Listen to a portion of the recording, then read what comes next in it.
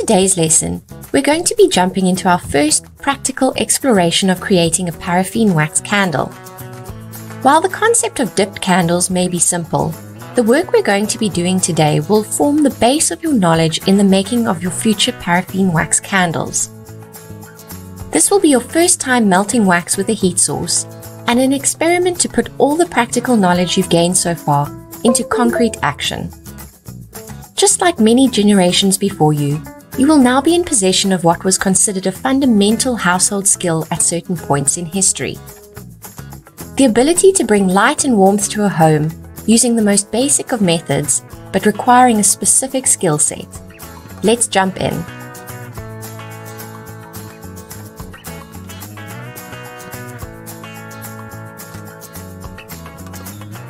Welcome to your professional diploma in candle making and lesson 7 of the first module of this course, your class entitled Dipped Candles, Tapers Treasured.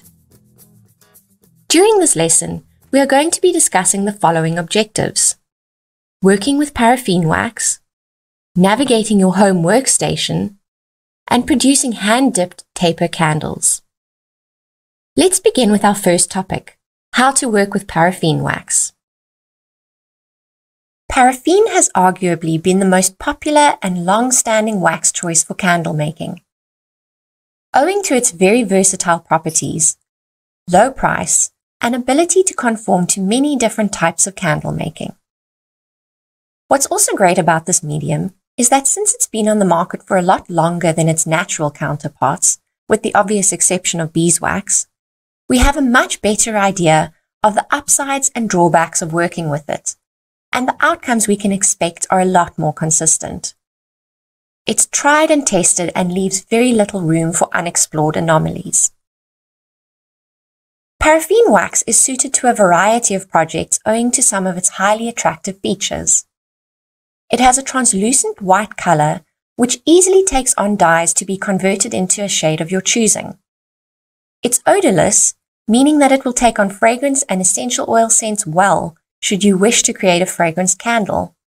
And with a variety of different versions of this product on the market, it offers several different sensitivities to heat and therefore different melt points. This is very helpful in making different types of candles that may be required to have a higher or lower melting point depending on the functionality. When buying paraffin wax for this project, check with your supplier about the properties of the specific wax you are buying. The packaging should include details of the type of paraffin wax it is, namely low, medium, or high melt point wax. For dipped candles like what we're making today, a higher melt point wax would be preferable. You may also find the wax sold in 2 different forms, the most common of which is in a slab, but also quite readily available today would be pellet form paraffin wax. I will be using the latter in our demonstration later today. Did you know, during colonial times, candle making, specifically dipped candle making, was a chore reserved for the children of a household? Since candles were a necessity and not a luxury item during those days, parents viewed this as an important way for their kids to learn to contribute to the functioning of the home. Candle molds were pricey even then, and dipping was the most cost-effective way for a family to create the lighting devices they needed. In this next section, we're going to speak about how to set up a basic workspace for the project at hand. Working with molten paraffin wax is a fairly messy business, especially with the dipping method we're using today. Spills are going to be unavoidable. We'll be moving our candle between the wax and water pot several times, so ideally, we need to be working on a surface that is protected from this. Like we've spoken about in previous lessons, paraffin wax is not water-soluble, so cleaning it up takes time. You will have to scrape it off surfaces once it's dry, so to my mind, working on a covered surface is the only rational way to do this project. You could use any number of methods to cover your workspace, but I'd recommend using either thick plastic or some sheets of tinfoil. If this project is something you think you'll be performing time and again, having a reusable covering is a good plan. Otherwise, if it's something you do only occasionally like me, then having a disposable covering is fine too. I would just make sure you aren't using a paper covering and especially newspaper. The print will become messy and you don't want to transfer ink onto your hands and then onto the wick or wax of your candle. For this project, I'd recommend you work standing. Your eyeline won't be in front of you while you work, but rather looking downwards. Owing to this, it would be best that you stand up so you can easily see all your various pots and equipment displayed in front of you. The action of dipping will also require that you be able to easily move the candle you're creating between different pots, so you'll need to be able to raise your arm. Working at your kitchen counter or stove would be ideal, but if you have a mobile cooker, you could work at an alternative table or bench too. Setting up a workspace for this project is relatively straightforward. I would recommend you set up a preparation station where you will cut wicks and attach them to your weights. This is a space where you will have all of these necessities away from where you will be working directly with your wax. Next to this station would be your weighing and measuring area, the space where you will measure your wax quantities and have it available to add more should you need to. The following spot will be reserved for your wax melting area. This is where the melted wax will be available on your heat source for the dipping. Next onwards will be your water vessel. This should be stationed as close as possible to your wax pot to make the transfer from one to the other easier to manage. This will all create a logical flow between each area and allow for easy movement when you go back and forth between these last two stations several times. I would recommend setting up your curing station behind you to allow for easy access, but to also have the completed candles out of the way of the continued work you'll be doing. Now let's look at all the equipment you will need to set out for the project we're performing today. Our list of equipment and raw materials is the most extensive one we'll have used so far. In terms of equipment, today we need to make use of a heat source, either your kitchen stove or a mobile cooker, a measuring jug or kitchen scale depending on how you intend to calculate your quantities, as well as a double boiler. You'll see in the demonstration videos later that I'm going to be using two repurposed metal vases that I purchased at a secondhand store. They are washed out and have had all labels and glue removed from them, making them empty vessels of a height appropriate to the height of the candle I wish to achieve. The vase I will be using as part of my double boiling setup is 20 centimeters tall, so I will need to place it in a cooking pot which is large enough to accommodate that, to allow the water it is heating to reach as far up the sides of the vessel as possible. The vessel will contain the wax, and the water inside the pot is the medium we will be using to heat the wax.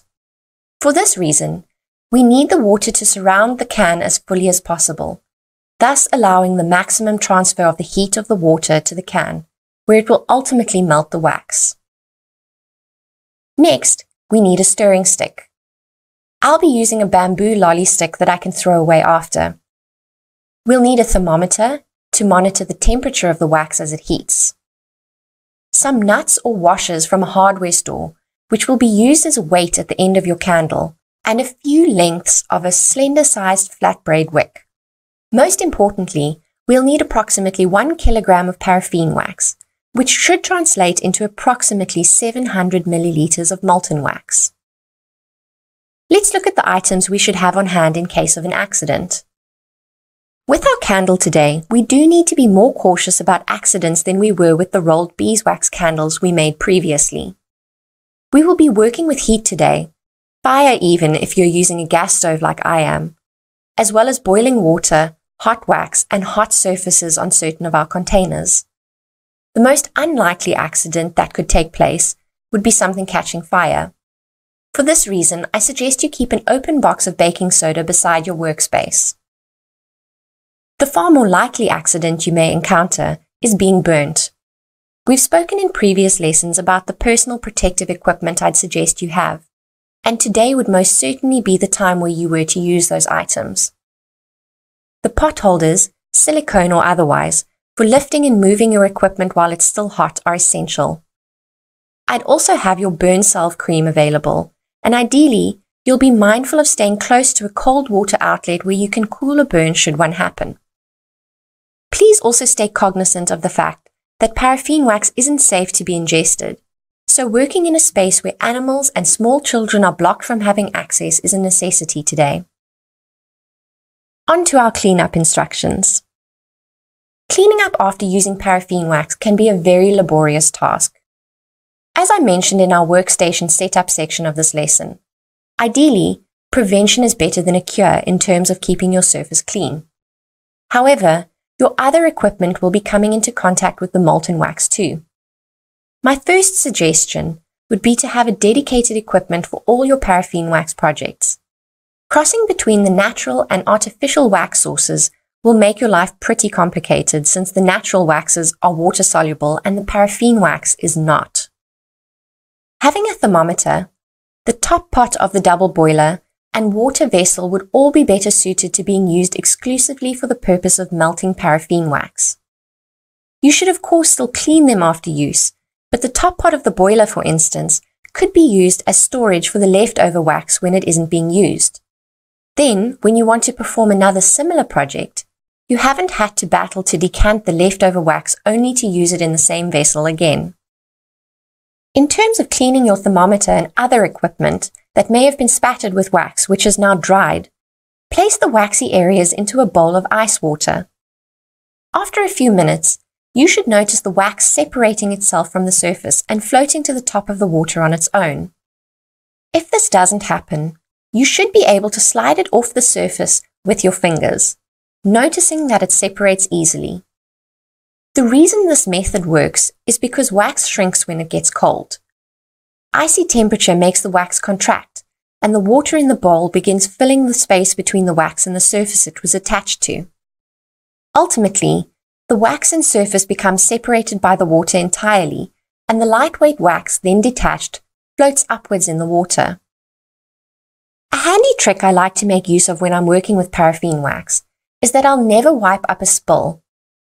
It's our natural instinct to clean up liquid spills immediately, but logically, wiping up wax removes most of it, but then leaves a very thin smeared layer over the surface.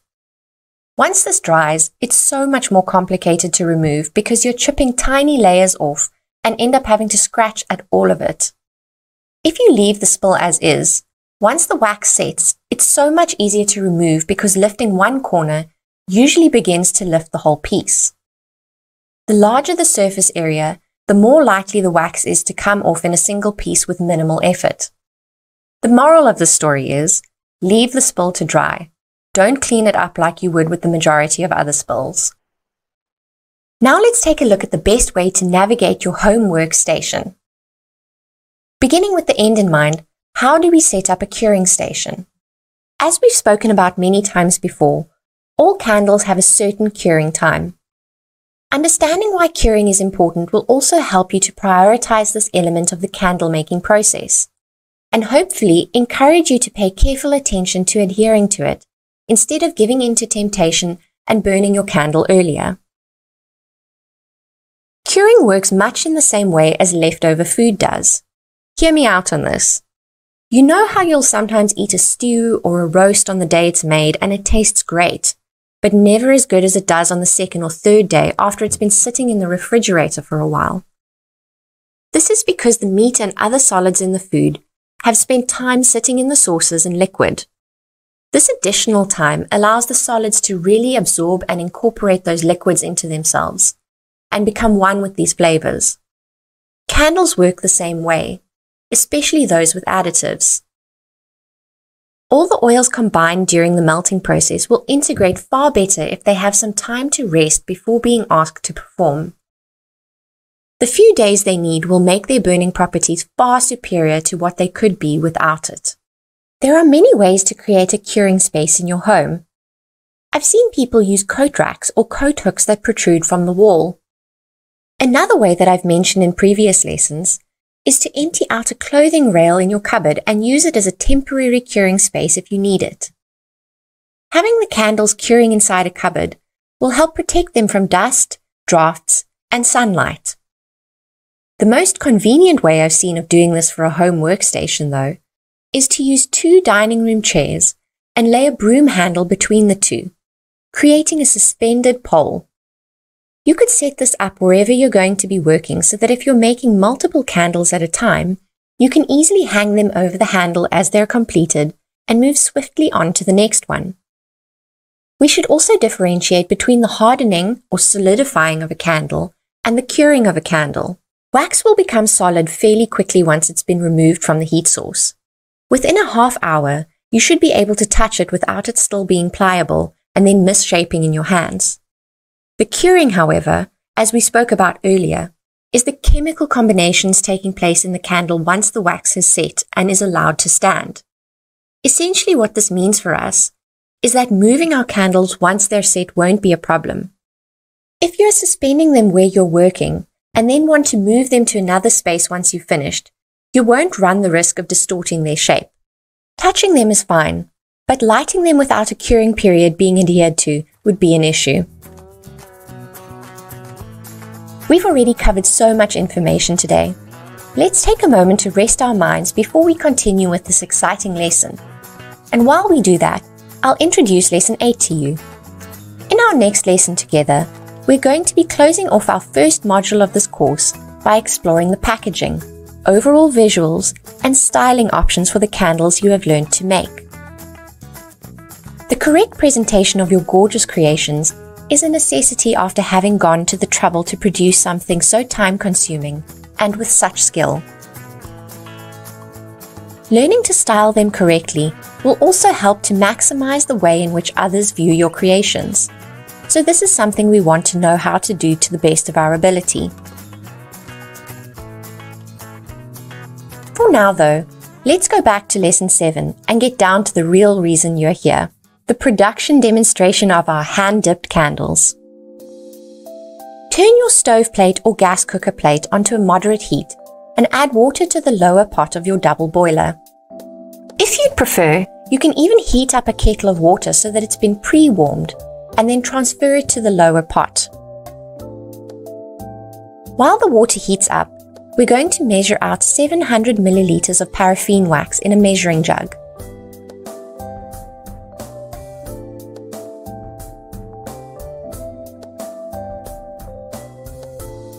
Please remember that the amount of wax you need to use will be specific to the size of the melting pot or vessel that you are using. So this quantity will have to be something you calculate on your own.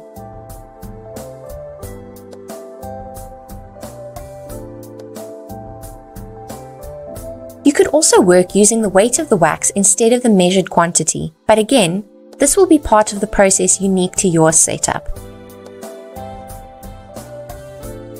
Carefully, watching your fingers when working with the hot water, place your vessel of wax into the lower pot of boiling water. Also, be sure to check that the water level in the bottom pot isn't coming up too high on the side of your vessel so that it splashes into your wax as it bubbles. You need it to be able to boil against the canister, but not so much that our liquids come into contact with one another. The process of the wax being heated occurs slowly, and you'll need to stir the contents of your vessel every now and so often to make sure heating occurs evenly and consistently. In between this though, you can firstly set up your second vessel next to the area where your wax is heating and fill it with the cold water. I'd take a moment at this point to check back in on your wax and give it a stir. Then you can cut your wick to the correct length. The candle we are making today is 10 centimeters tall. We measure that and then add an additional 5 centimeters for the top, which will need to form a loop for the dipping and curing process, as well as an additional 5 centimeters at the bottom, which will be used to secure your nut or washer to the wick. The purpose of this metal addition is that the wick itself is not heavy enough to drop down to the bottom of your wax dipping canister, thereby allowing itself to be coated entirely by the wax. The lighter material would float and misshape without something heavier to anchor it. So the nut is used to encourage the wick to sink to the very bottom of the tin, as well as keep the cotton wick straight as it's drawn out of the wax. This being explained, we need to tie the bottom end of our wick securely to the washer prior to beginning the dipping process. On the other end of your wick, you can tie a loop into it and slip this over a pencil or dowel stick, anything that suspends your wick and that you can use as a handle while you're dipping. I myself am using a bamboo stirring stick like the one I use to stir my wax.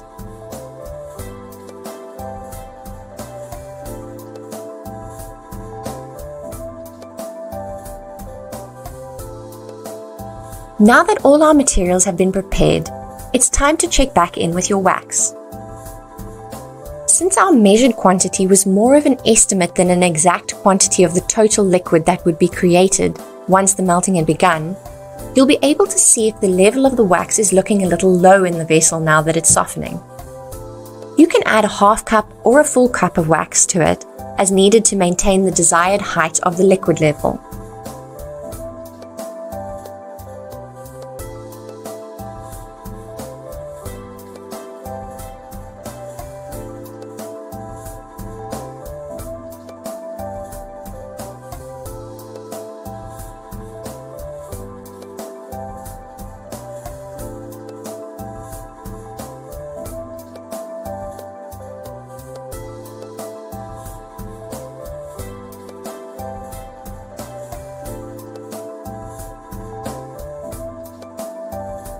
Once your wax is fully melted and clarified, you can give it a last stir and then dip your candy thermometer into the molten wax to check how hot it actually is. We need our paraffin wax to reach a temperature of between 60 degrees Celsius and 70 degrees Celsius. You can clip your thermometer to the side of the vessel so that as the wax temperature inches up, you can keep an eye on when it reaches the correct temperature. Once the wax has reached 60 degrees Celsius, you can officially begin the dipping process. This is exactly what it sounds like. Hold your dowel stick, suspending the wick directly above your wax pot, and as much to the center as you can. Slowly and at a consistent speed, lower your wick into the wax until you feel the nut touch the bottom of the can. Then, as consistently as you lower the wick into the wax, lift it straight back up and out entirely outside of the wax. Give it a second or two for any wax that may drip from the suspended wick to fall back into the pot. And then with the same consistent movement and speed, lower the wax that has just attached to the wick into and out of the cold water.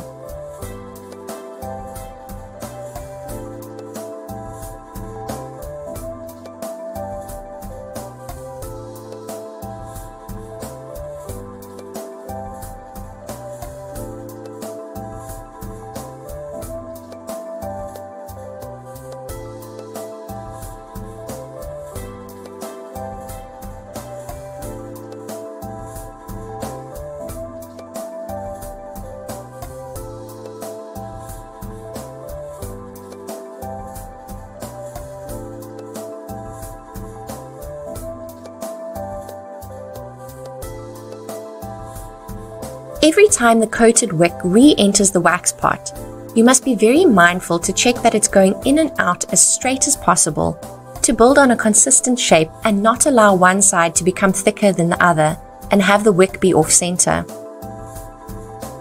With every dip, the wax will adhere to the layer before and build again and again on the sides of the body of the candle. The alternate dipping between the wax pot and the water pot helps each new layer of wax to cool down more rapidly so that you can dip the candle into the wax a little more quickly than you could if you were holding your creation and waiting for it to cool at room temperature. Each new layer of wax is essentially being added to a hardened set wax underneath it. This ensures that the candle isn't too malleable and able to change shape during production. It makes the production of these handmade gems exceptionally consistent. Getting the diameter of your candle right is a little trickier than having me simply tell you how many dips you should perform to build the candle up to have a correct diameter. Depending on if your wax is warm and molten enough, which brand of paraffin wax you've bought, or several other environmental factors, you may have to adjust the total number of dips you do. For me to achieve a candle with a 2 cm diameter, I will generally do about 35 to 40 dips. While producing your candle, you can keep an eye on how your thickness is coming along, and you could even stop between dipping to use a ruler or measuring tape to ascertain the exact diameter you're achieving.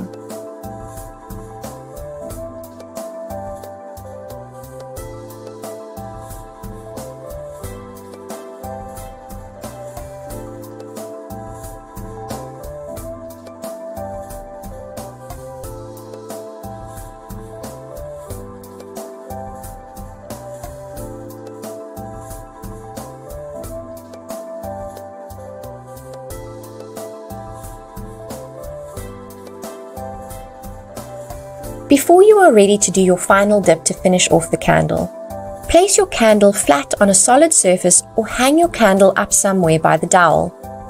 You can use a sharp knife like I'm doing to slice evenly through the bottom of the candle to separate the portion containing the washer from the candle, and then use your scissors to snip the wick.